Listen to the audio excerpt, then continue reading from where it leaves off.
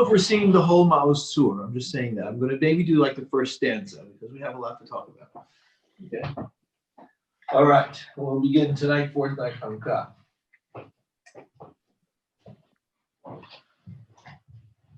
ברוך אתה אדוני אלוהינו מלך העולם אשר קדשנו בזכותה וציוונו להדליק נר של חנוכה ברוך אתה אדוני אלוהינו מלך העולם שעשה ניסים לאבותינו בימים ההם בזמן הזה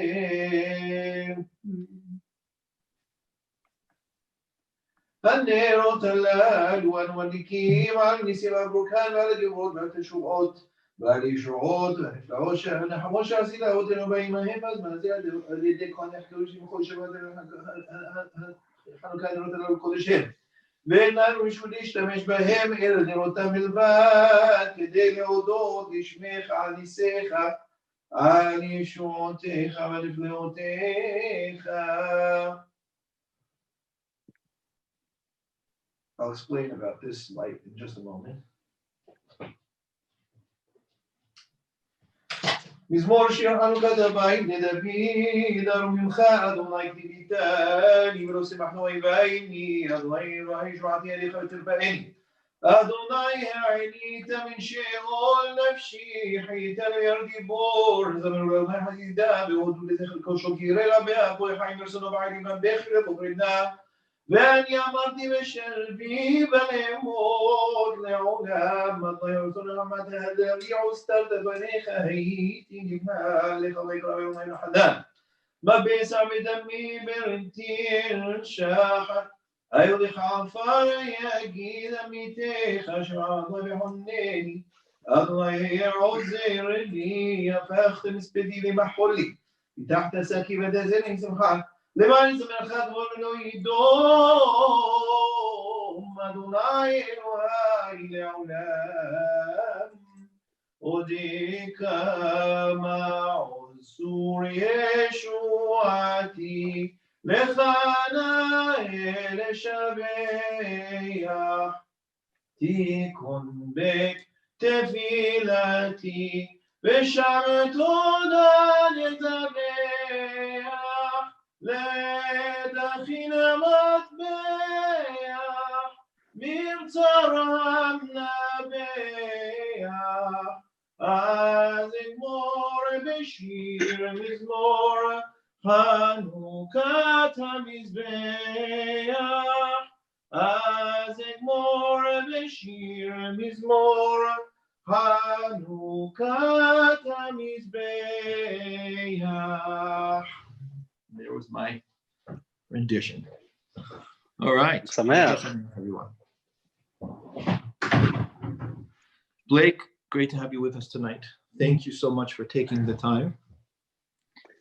Thank you so much for having me. It's a massive pleasure to be here. Thank you. It's an honor and pleasure to have you with us.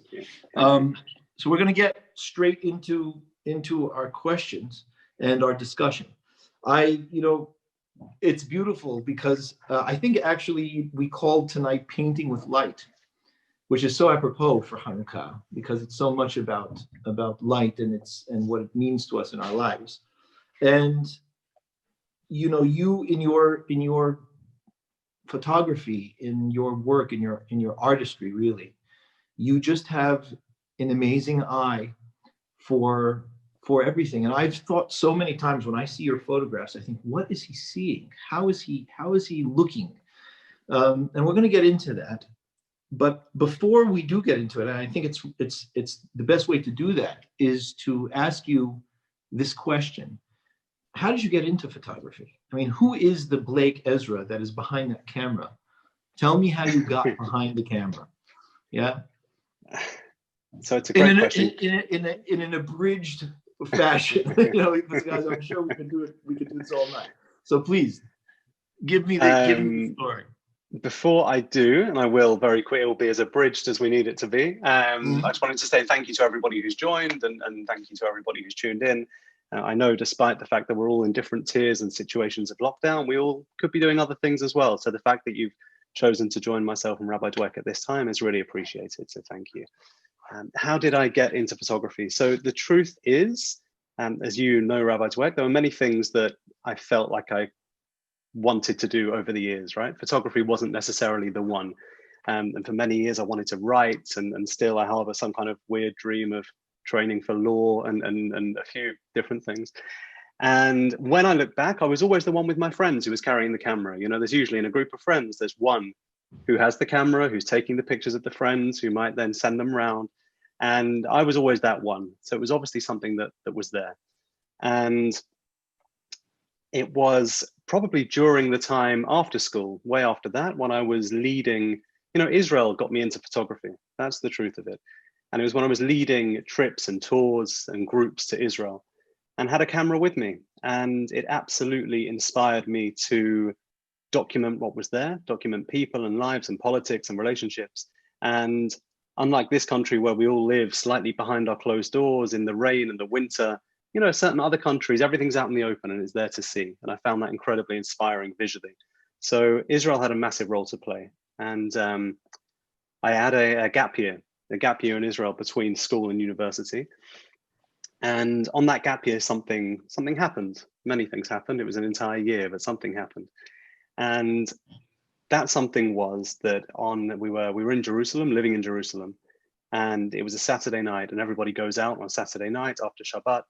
And I went out with a group of friends, and it was in the middle of what was called the Second Intifada. It was kind of seen as a very dangerous time in Israel's history, really.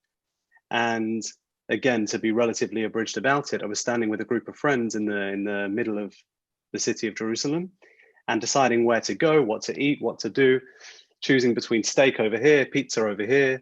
And, you know, we decided there's a question between steak and pizza? Apparently for some, you know. Decided to go across to the right to Wutzke Katzion, to the pizza joint. And as we started to walk, there was a massive explosion. And literally the ground shook and smoke came around the corner. What year is this? This is 2001, December the 2nd, 2001. So this was, the gap year just before university. And smoke came around the corner, and it just so happened that the direction that we were going in, if we'd have been a bit more decisive and gone there a bit quicker, what happened at that moment was that there was a Hamas suicide bomb that killed 188, injured 188 people and killed 11 teenagers. And it was really quite a profound thing. It's not something I think about every day, but it was a profound thing at the time that happened. You know, your feet take you towards the explosion. We got out very quickly. And a few minutes later, exactly where we were standing when the first one went off, another one went off. Wow. And it was, you know, as I said, it's not something I suffer from daily, but it's one of those things that made me realize, you know, that saying that we all have two lives, and the second one begins when you realize that you only had one. And maybe for me, that was the moment. So I was supposed to come back to England and study accounting and finance. And instead, I came back to England and studied Middle Eastern politics and kept traveling to Israel and wanting to be a news photographer. And that's, I think, the abridged version of how. Well, so I'm going to ask you on that last. I'm going to ask you on the last point, because I mean, I hear it was not just formative; it was a trauma of sorts. I mean, to have to experience something like that, and to come back and, you know, to go from finance to studying Middle East and wanting to dedicate your life to understanding better what's going on over there, and then becoming or thinking to become a news photographer.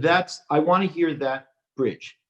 In other words, how do you get into becoming a news photographer from that? Can you? So yeah, I think firstly, that becoming a photographer was you know, you have to do something in your life that or I felt at that time I couldn't be doing something that was going through the motions and studying finance and getting a graduate scheme job afterwards, which is a lot to be said for that. But it didn't excite me, and I didn't feel like there was a real meaning in it. So the first thing was at that decision, okay, let's do something more meaningful and creative with my life. In terms of news, I think that you have to, you know, to be a photographer of anything, and I think we've discussed this before, you have to love whatever the thing is before the photography. So the photography is secondary, right? The photography is a mechanism to comment or to communicate or to depict a certain situation or a certain relationship. And the thing that you're actually interested in, or the thing that I'm actually interested in, is the relationship, not necessarily the photography. You know, photography is great. I said to you even earlier a message, look, I'm into photography, don't get me wrong.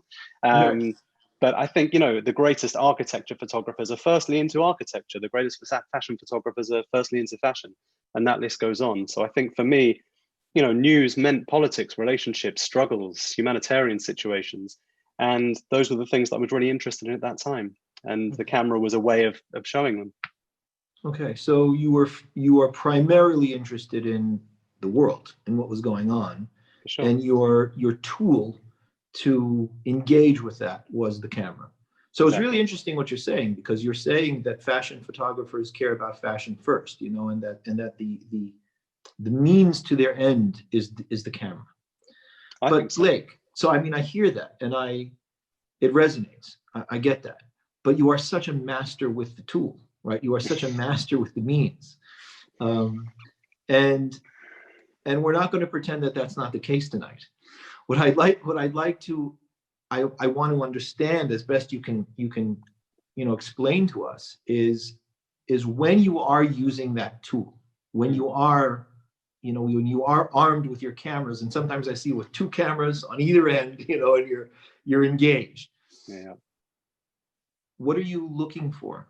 What are you looking for before you pull the camera up, to your face? What are you seeing when you look through? What are you looking for?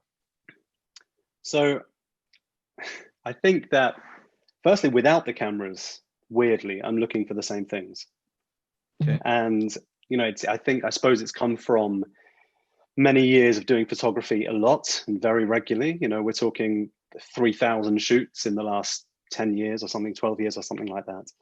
And even when I'm walking around, if I'm with my kids or if I'm doing whatever I'm doing about my everyday life, I see things in frames, or think, I suppose it's subconsciously, if I had the camera, I would be seeing or looking for this.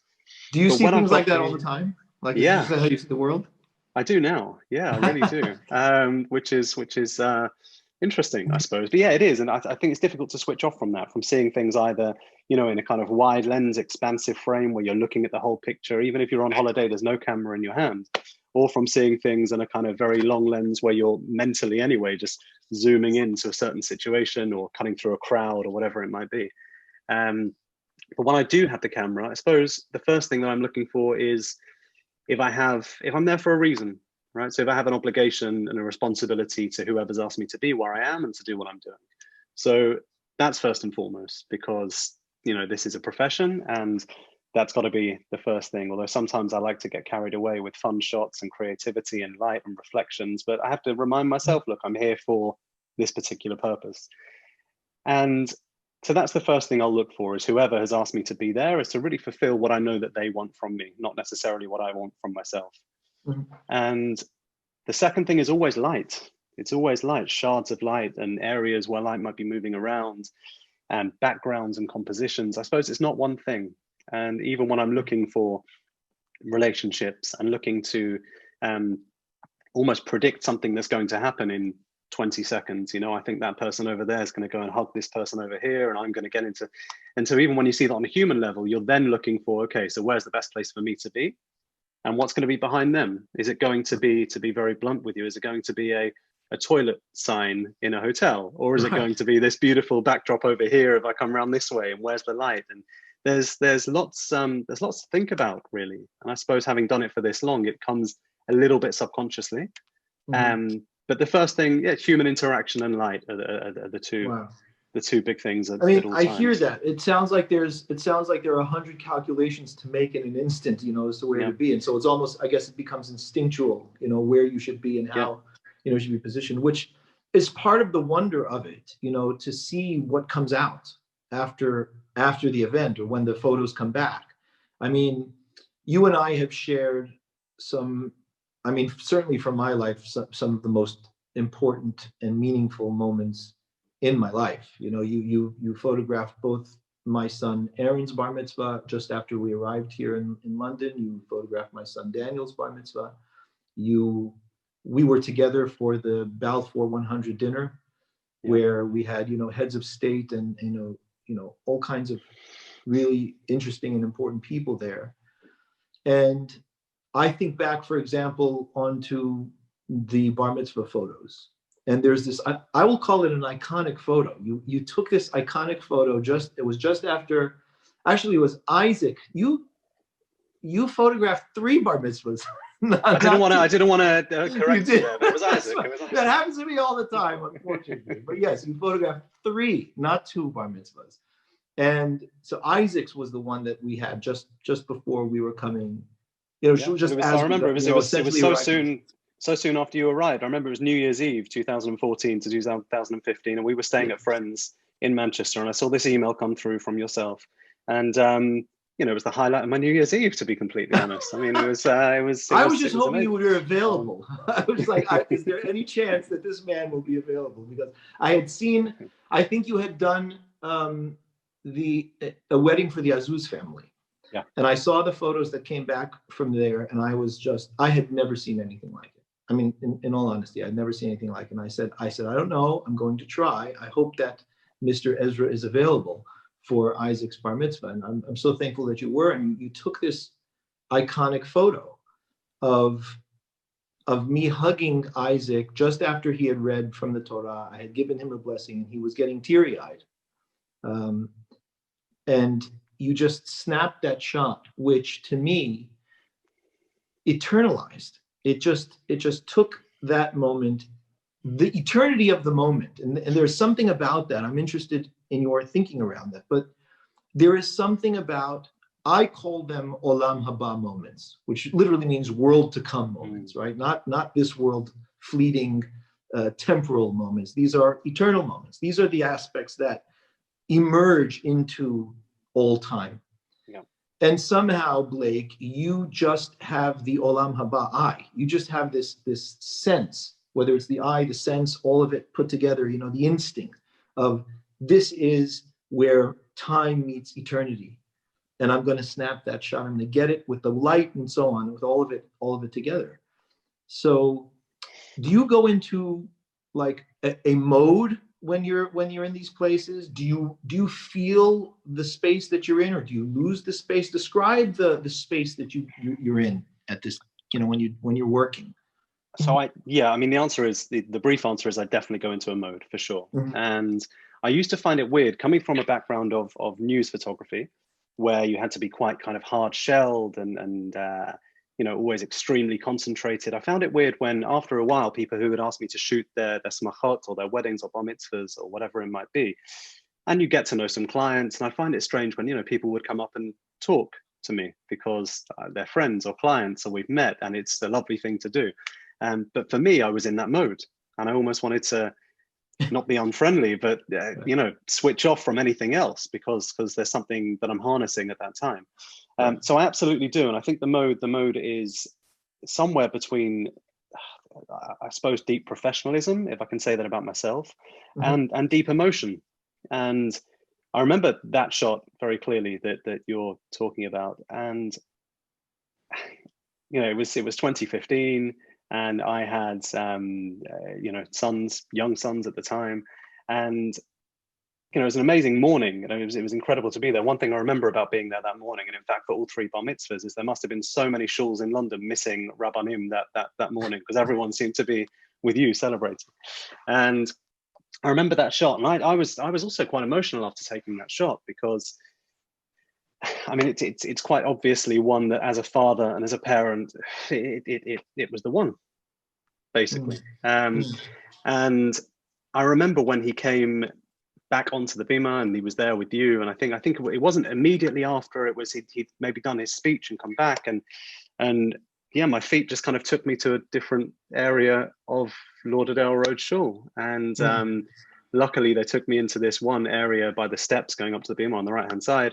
And you know, sometimes things come together, and you can obviously increase your chances by putting yourself into that position and thinking, look, if I was the father here, or if I was the son here, even, you know, what would I want? And anticipating those moments. And actually, to be honest with you, it's the most satisfying thing in the world, is anticipating something that's not yet happened. And again, like I said before, you know, you're doing those calculations of, okay, so if I do shoot this, where am I going to shoot it from? What's the background going to be? Where's the light coming from? Which of the 1,000 different variable settings of my camera am I going to be using, and which camera and which lens, and where to stand, and who am I blocking and who am I not blocking, and a million different things that are all calculated very quickly.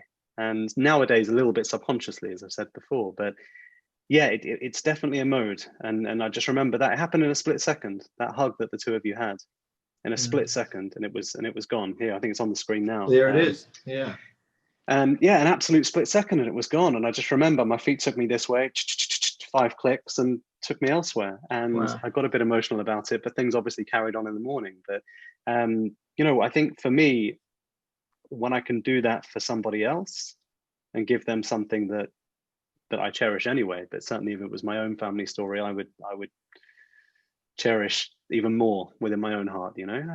I think it's an amazing feeling. It's an amazing thing to do, and it's something that nowadays, working with lots of lots of private clients on special days, it's just the best thing in the world to take a shot that you know is going to be important to them forever. It's quite something. I'm listening to you describe this, and I'm compelled to ask you, it sounds as though you allow yourself to open your empathy when you're working, to think, what does it mean to be this family? What does it mean to be in this space for these people at this time? Is that something that that resonates with you? 100%. It has to be. It absolutely has to be. And actually, moving into that kind of space of, I don't like the phrase, but like private events, special moments, right? Memorable days, important times. Moving into that space, I told myself, coming from news and corporate photography into, I told myself, if I ever get to the point where I can't do that, then I'll stop. Because when I came into this part of photography, I met people who couldn't do that anymore, and who have been doing this for 15 years, 20 years, 25 years, and using the word job about everything. Yeah. And I have issues with those terminologies as well. So absolutely, I think it was a photographer, I think it was Diane Arbus, a photographer, who said that firstly, before you photograph someone, you need to allow yourself to fall in love with them. Wow. Which is powerful. And I think for me, certainly, if not necessarily falling in love before I pick up the camera, I think there's something about putting myself into that position, metaphorically in front of the lens. And I think, before you introduced me to the stage in January, which was probably the proudest professional moment of my life. I stood in the wings, and I remember you taught everybody a lesson. You articulated something using Jewish text that I hadn't really thought of before. It was about Nachmanides. Now you would say this much better than I would, so you're obviously welcome to. But about how the one thing that we always have is that nothing stays the same and everything changes, and that's something that affects us massively, right? And it affects us so much because somewhere deep inside we all know that we're supposed to live forever. Yeah. And we all know that we're supposed to be eternal. Is that a fair paraphrasing of Nachmanides? Is that okay? Right. And it just put into really heavy, incredible context and words, I suppose, that feeling that I got when I took that picture of you and Isaac, right? Which is, here's something that's come and gone, and you could have missed it if you were looking down at your siddur, or if you were yawning, or if you whatever. It was a second, and now it lives forever. And that's something that is a natural byproduct of the work that I do, I suppose, and of what I do for people. But it's a really powerful thing. It's a really powerful thing. I had a client who came up to me after that talk, who had photographed 2 of his daughter's weddings. Amazing family, incredible family, proper people, and 2 of his daughter's weddings. And his mother was actually quite a well-known person within the Jewish community, and she was very, very emotional at both the weddings, and of course she made it into the photos. And he came up to me after that talk, and his mother had passed away since. And he said, my mum used to say that photography is a way of cheating death. Wow. Yeah, and I feel blessed that you were there at both my daughter's weddings to help us cheat death now that she sadly passed from this world. And that's to hear things like that, and the depth of those feelings, and the depth of how people respond to something that you give them is not something I can necessarily completely get my head around. But it's an amazing thing. Well, as you're speaking, it reminds me of something that the Hachamim, that our sages teach us. They said that at the building of the tabernacle of the Mishkan in the desert, everything that was given, there's part of the Torah that goes through literally the spreadsheets of what was paid and how it was used and all of that. It's not exactly the most riveting reading of the year, but it goes through that to show that everything that was given from the heart, and that it was given faithfully. And it ends saying, and the divine presence rested upon the Mishkan, upon the tabernacle. And the sages say that was a response to the faithful work and engagement of all of the people of Israel, that had brought out this sense of the divine, this presence of the divine in it. And as you're speaking, you're telling me where your heart is and how you engage and how people feel that and how it comes across. I mean, it's just astonishing, but it's true. And all of us can recognize as we're watching these photos, come across the screen, that it manifests in the work. There's this, it's remarkable. There's this, and the evidence is there. A verse in Proverbs that says, Hazita ish mahir bimlachto. If you see a person skilled in their craft, lifnei melachim yityatzав, they will stand before kings. And I've been with you, Blake, and I know that you've been in your career. You've stood not only before royalty, you've stood before dignitaries, you've stood before heads of government and state.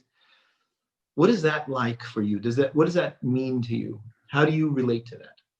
I mean, we just saw photos of the Queen come up beforehand and Prince Charles.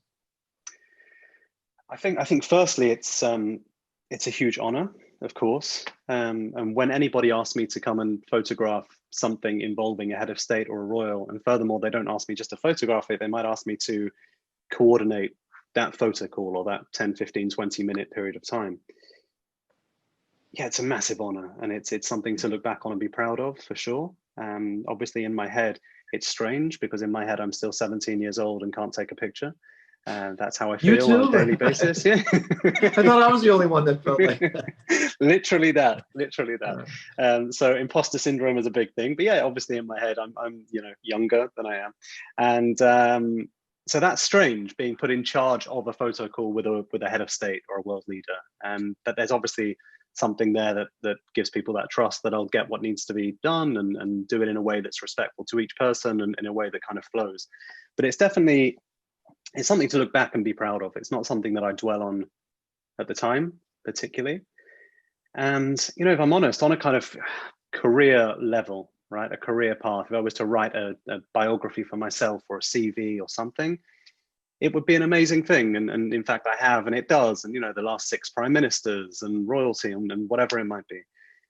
But the feeling's very different to the feeling of presenting somebody with something that they will love forever. It's a completely different feeling, actually. And the zone that I come into is actually quite a different zone, I think, at that time. Yeah, I think so, for sure. I mean, it's... Tell me about that. Tell me about the difference. Where are you in either one? I think I'm way less emotional when it comes to world leaders, heads of state, dignitaries, just because probably they are, as in I'm not necessarily photographing them. I've done some private occasions for such people, but normally it might be a gala dinner or some kind of anniversary event, so they're a bit less emotional. There are also people who are used to being photographed quite often, which I think is interesting, because you're not necessarily coming in and giving them something that's particularly rare. You might be giving them a different angle on something, but it's a massive honor, so I'm definitely in more of a business, more of a kind of focused, less emotional zone.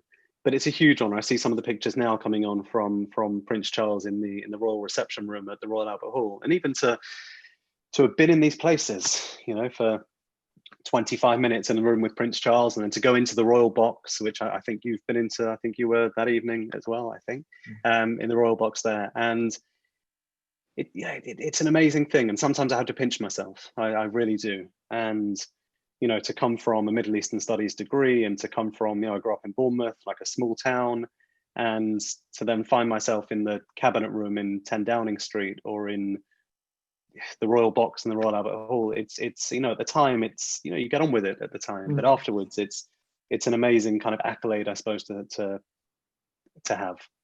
Do you feel like you've done it all? Are there aspirations? Are there still things that you look and hope to do? Not necessarily around photography, but I mean, in that space, are you? Yeah, I mean, there definitely are. They might be tiny niche creative projects that if I were to go in. So I like this might sound ridiculous to some people. I'd like to get better at lighting. I'd like to light things better. How much better can you get? Tell me about that. What does that mean? I think there's space to grow. I mean, there's always space to grow, right? But I really do. You know, I think what I found in the last few years is that most of my photography has been done in pressurized situations. Mm-hmm. So even when I was doing news photography, it might be 5 commissions every day. And, you know, I've told you some of the stories, but, you know, ultimately you can have a news editor phone you up and say, look, this has happened over here. You need to drive 300 miles, get there, get the pictures. You can't get anywhere near, but you need to get near and get the pictures. And I knew whatever would happen, I'd have a phone call in 2 hours saying, where are the pictures? You know, it doesn't matter if the police are blocking or if this or this. So there's been a lot of pressurized situations. And even now when I'm in events, it can be quite quick, you know, or people can be quite stressed, or I might have, you know, there might be a wedding where, you know, an incredible luxury high-end wedding with no expense spared and every luxury and everything going on, and I'm given 15 minutes 12 minutes to create pictures of a bride and a groom that they're going to love for the rest of their life, right? And so it has to be quick. And so for that reason, I suppose for that reason, and being one of many, you know, I'm focusing probably more, you know, enough on the technical side, but probably more on human interaction and on immediately allowing somebody to feel themselves or to feel relaxed. But that's normally the focus, you know, whilst I have, let's say, for example, caterers in my ear saying, you know, if you don't hurry up with these portraits, the starters are going to get burnt. And so yeah, I think there's space to grow. Yeah, for sure. But I think what I'd like to do is, and I've started exploring this now, is, you know, photos that I can spend a few hours setting up one shot, as opposed to having 5 minutes to do the very, very, very best possible thing in that space at that time. So I think there's definitely aspirations creatively, for sure.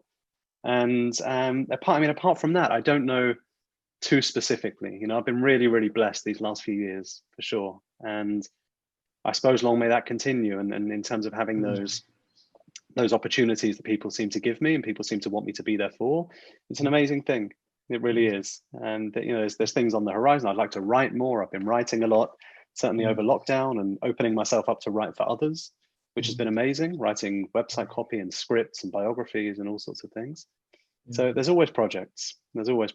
But in terms of a very specific thing, they're all kind of quite small, niche creative endeavors. There's not necessarily kind of one person who I'd like to photograph or one place I'd like to go to photograph or anything like that.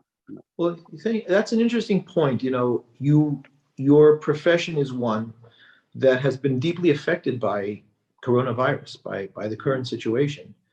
And, you know, I'm interested, if I could ask you how you've managed and how you see the industry in this situation, and ultimately, what is there a future that you see, or how is it that you know, have you spoken to other people in the industry that are how they're dealing with things? So I think people will always want to get together.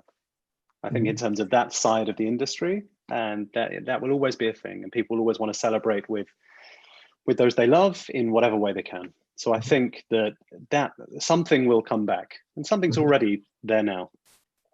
It's been an interesting year, for sure. There was a day in March where my entire calendar emptied. And that was so surreal. I mean, it was just profoundly surreal. You know, I've been shooting nonstop for 12 years and could probably have done with like a couple of weeks without lifting the cameras, if I'm honest with you. But I didn't see it coming like this, and it was really surreal. But very, very quickly, I had to make peace with the fact that was what was happening and to make the most out of it. And I think, you know, I'm really blessed. I've got a family at home, a great family at home, amazing kids at home. And there's creative things that I can do that don't necessarily involve going and photographing large gatherings of people together. So I'm kind of, in some ways, enjoying it. You know, I've set up a little studio, and I'm, as I say, working on that, kind of spending 3 hours just messing around with lighting and honing things creatively. And I've shot a few things in the last few months. And if I'm honest with you, I felt really creatively charged when I got back to them. I think. Why is that? I think the enforced break means that we all have to recharge, maybe rethink.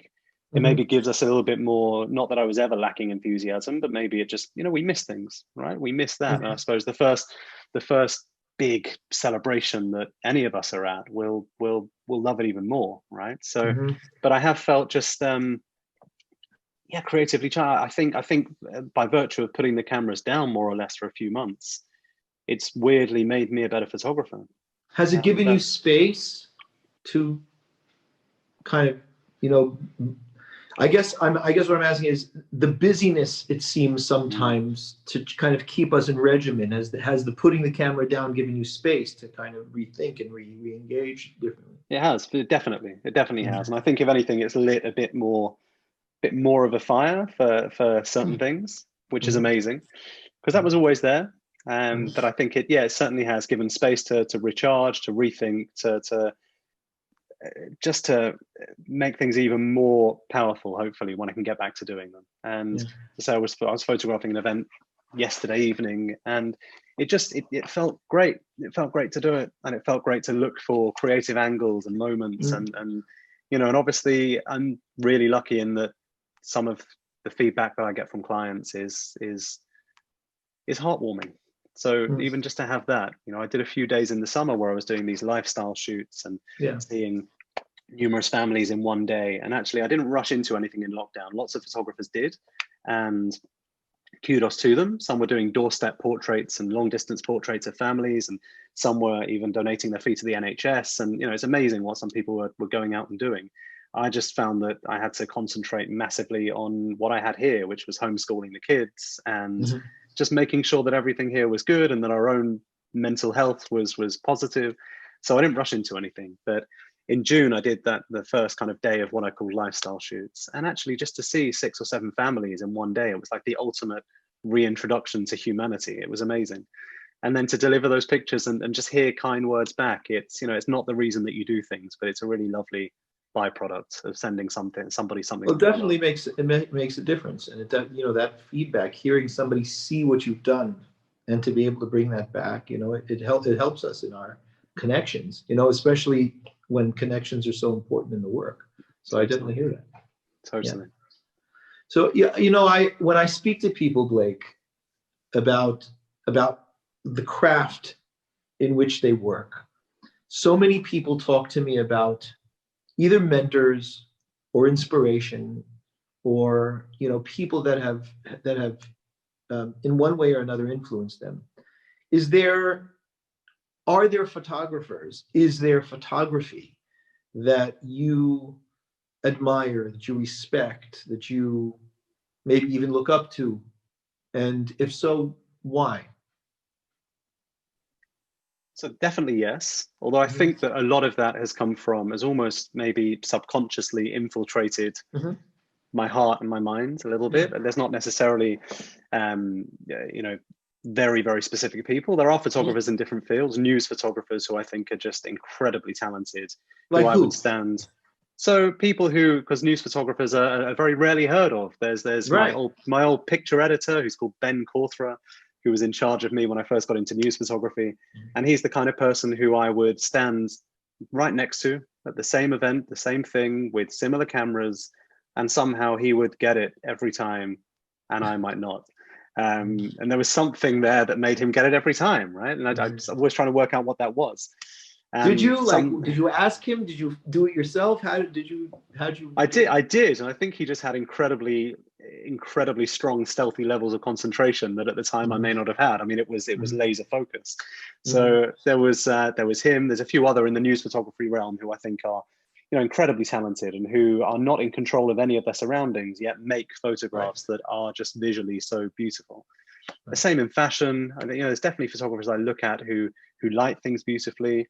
There's a photographer called Martin Parr, who is a British photographer who has a very different take on things. And I just remember almost more his attitude rather than his photos, but he did some photos of British tourists by the seaside, and they weren't necessarily the most flattering of photos. So they were what other people might look at and think as the less desirable elements of a British seaside scene.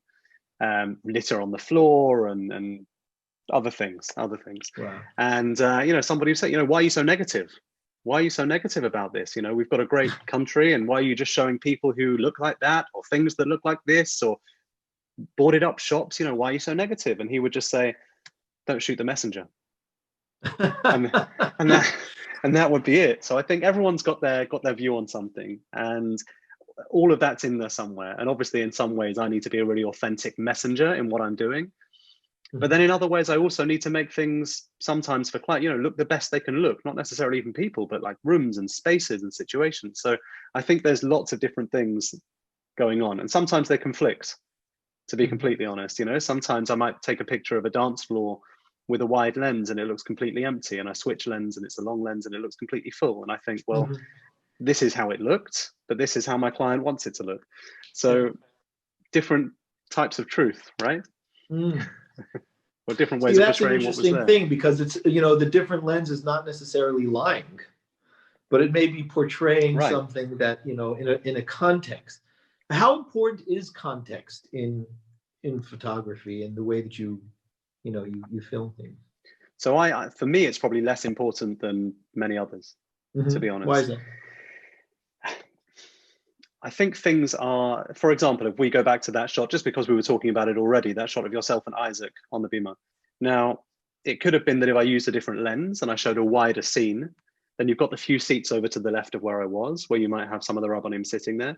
And one of them may have been looking down into their book, and one of them may have been just fixing their glasses, or all these different things that aren't necessarily kind of strong human emotions. They're just things that we do when we sit and when we go about our daily lives. So for me, it was almost a case of stripping away all the context of that shot and coming in really, really close. Okay. So I think there's elements, there's always times that you want to show context, and there's times that I might want to show a bride walking down the aisle and 1,500 iPhones in the air, but there's times when equally I might not. And I think, often the person for whom I'm photographing prefers the shots that have a little bit less context, because sometimes they are maybe objectively more beautiful images. So for me, I'm often trying to shoot with a little bit tighter, a little bit of a long lens, and just really focusing on people. And hopefully within the scope of a set of images, a whole story of images, then you get context. So I recently made a book for Jewish Care, and I've been shooting for Jewish Care now for 11 years. And there's not one photo I've shot that sums up Jewish Care. Like, how's that possible? You can't, an organization so multifaceted, you can't sum that up with one photo, you just can't. So I made a book of 150, 200 images, a nice hardback book that is now in each one of the care homes in the reception space. And that together as a collection gives massive amounts of context. But I think in terms of individual images, sometimes less so for me. Does that answer? Yeah, and it sounds to me that what you're saying is, although in an individual shot you may choose to kind of strip down or kind of really come into an object rather than present the context that's around it, nonetheless you're saying that in a series of images, context will emerge from those, right? So you can look at a series of moments and see a story emerge, or see a context emerge from that. Exactly, or details, moments, details, scene setters, and I think all of those should come in. So there would be the wide shot of the space and the small hands doing. I'm quite into hands nowadays. I seem to go photographing hands a lot more. Hands doing certain things, whether that's reading from the Torah, whether that's holding hands, or whatever it might be.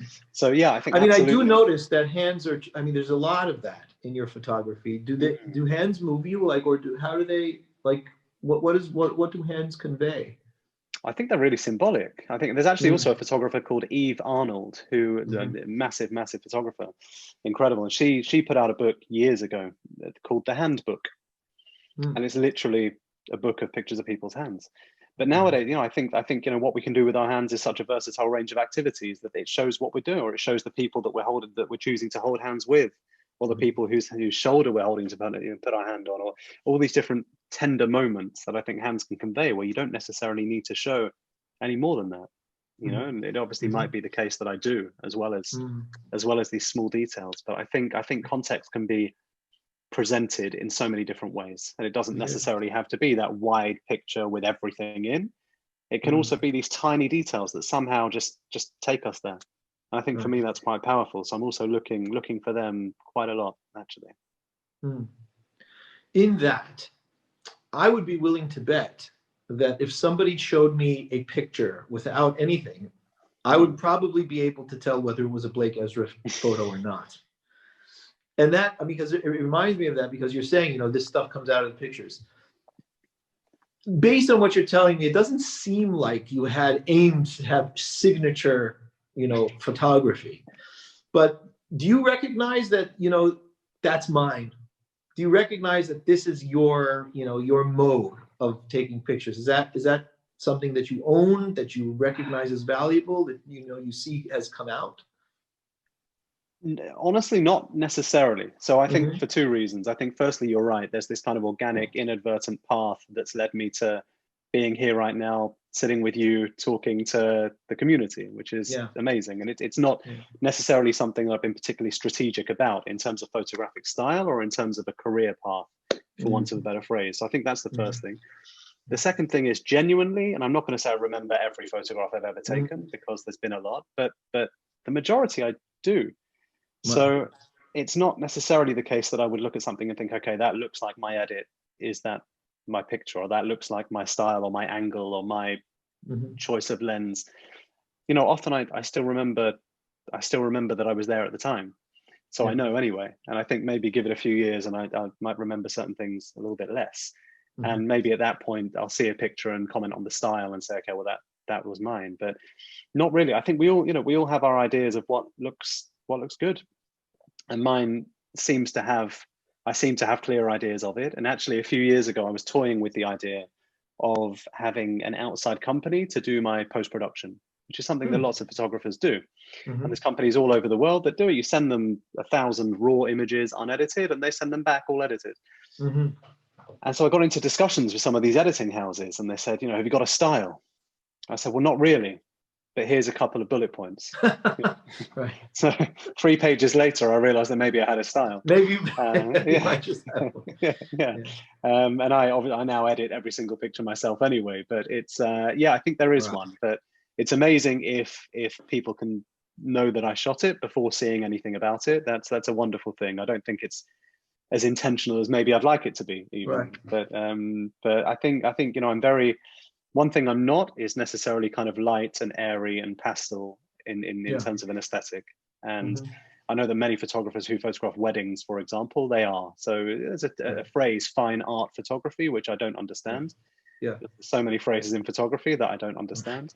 And that, you know, people who do that is generally very, very light, very pastel, very neutral. Whereas actually, and again, it might just be because lots of the weddings that I shoot are in big venues, indoors, lower ground level, no natural light, everything's, you know, artificial light and flash lit and remote control flashes and all this stuff. So you get this punchiness to pictures, but I quite like it. You know, I like really deep shadows, you know, light and dark in all of them.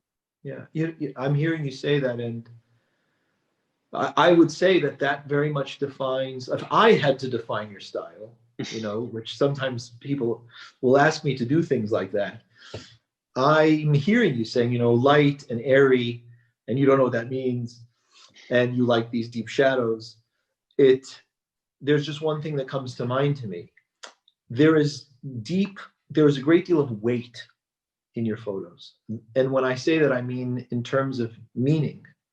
There is almost this unavoidable sense of meaning in your photography. And when you talk about light and air, and that's something that doesn't resonate with you, what does resonate with you is weight.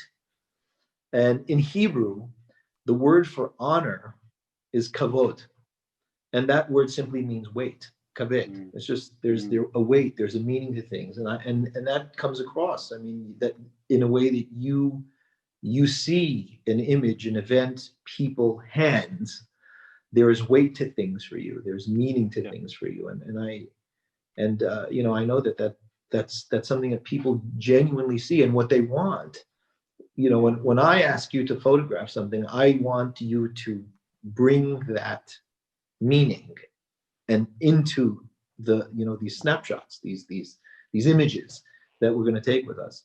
So it resonates. I hear that, you know. I think you're at that. Sorry, that meaning, that weight is infinitely more important to me than the aesthetic of a shot, than how it looks, and if that means that in order for me to try and bring that weight of a moment to a picture, then it's going to have these dark shadows and everything else, then so be it. But I think actually, as I messaged you previously, you know, it's that first, and it's kind of the photography second, if that makes sense. Yeah. It brings to mind, there was recently a Holocaust funeral. I wonder if you could tell us a bit about that, the event, the situation, and you know, your presence there and what that meant to you. Sure. So it was approaching 2 years ago, and it was a funeral of the remains of 6 victims of the Holocaust that had been held onto or discovered by the Imperial War Museum and handed over to the British Jewish community. And I knew it was happening because it was going to be quite a historic event, but it was nothing, I wasn't involved in any way. And I took a call from the communications director of the chief rabbi, and we were just discussing about whether we could photograph this. Not necessarily that he wanted me to, but just a really open discussion about whether we should, whether we could, if we did, how would we? And it was really important to him and to the chief rabbi and to everyone there that this was not a ceremony. It wasn't an anniversary. It wasn't a memorial ceremony. It was a funeral. Yeah, it really was. And we ended up concluding that I should be there and that I should photograph. I shouldn't go into the hall, and I shouldn't go too close, and I shouldn't go right to the graveside, and I should be, you know, extremely respectful about that. And actually, I think one of the things that you need to remember when you're there photographing for somebody like the chief rabbi or anybody who chooses to bring you in to photograph for them is that you are representing them. Right. That's their choice. They've invited you to be there. And so we kind of said that I'd rather miss pictures than get them in a way that was less respectful or that blocks people. And it was a really, really moving ceremony and day that's kind of gone down in history books, I suppose. And again, so for me to just be given that opportunity to be there, so many things have to happen before that point that you click the camera and before the point that people see those pictures. You know, just the phone call, just the fact that somebody thought, okay, let's speak to Blake about what we can do. It's an amazing sequence of events that allows me to have those opportunities. You know, these are not things I could do at home. So it's the rarest of things. I mean, this is not a phone call that you get, you know. Right. And this is not an event that happens. I mean, it just, you know. Right. So I was standing outside the hall, and the chief rabbi was making an address, and it was really powerful. And again, the camera stayed down by my side most of the time. I really didn't take many pictures that day. And, you know, I heard the words coming out of the hall. He said that we don't know who you are. We don't know your names. We don't know if you're male or female. And we don't know the countries that you came from. And we don't know what you did for a living, the details of your families. But there's one thing that we do know.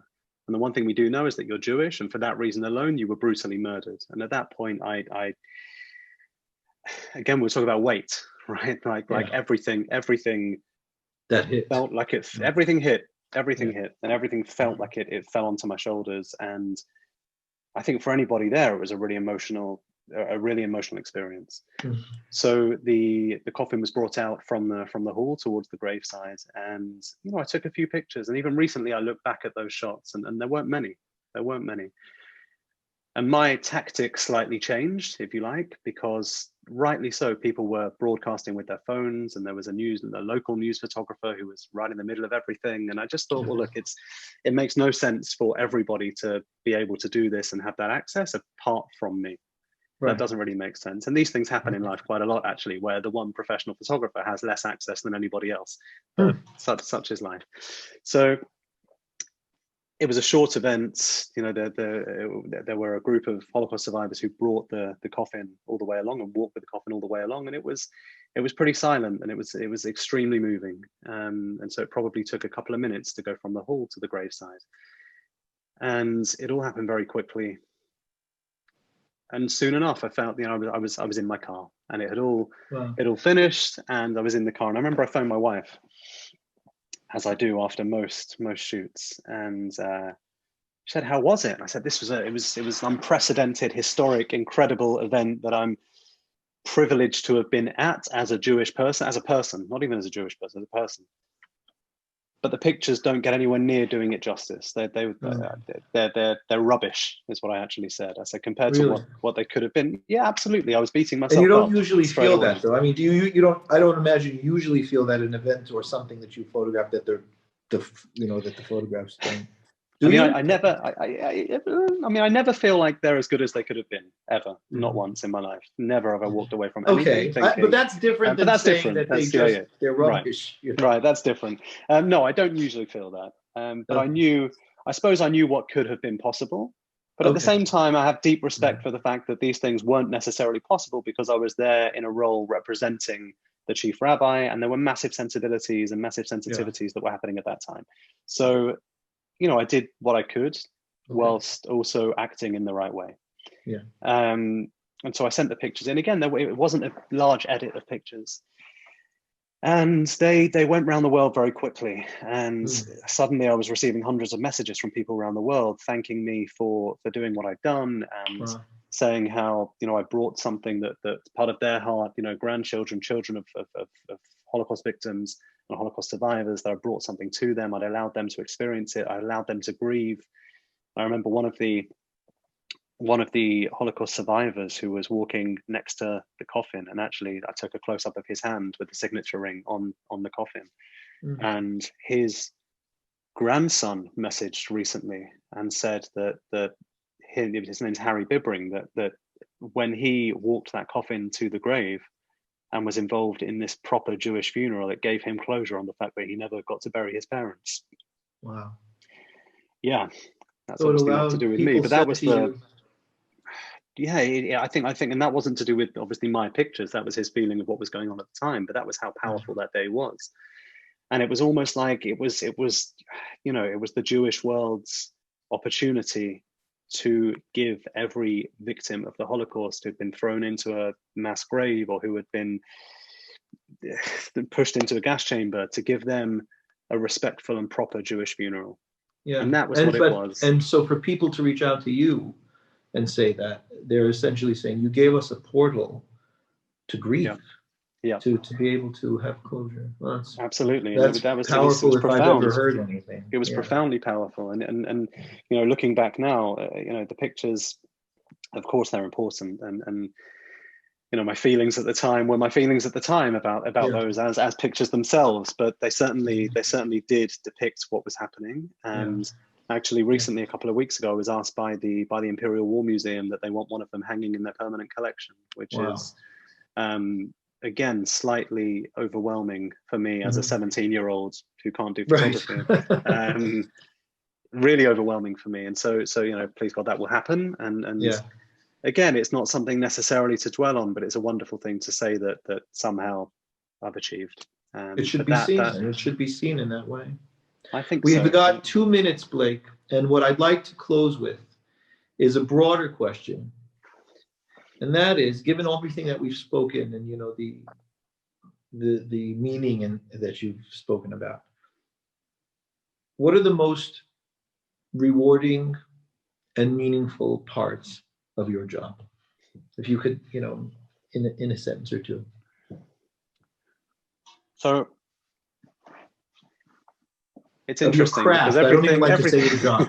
nor do I. Yeah. I think, look, pre-2020, obviously, it almost goes without saying, I spent lots of time in really beautiful places. And even now, it's a Sunday evening. This is amazing that we can do this. I might normally be sweating on a dance floor in Claridge's or wherever, right? So it's nice it's amazing to have that conversation.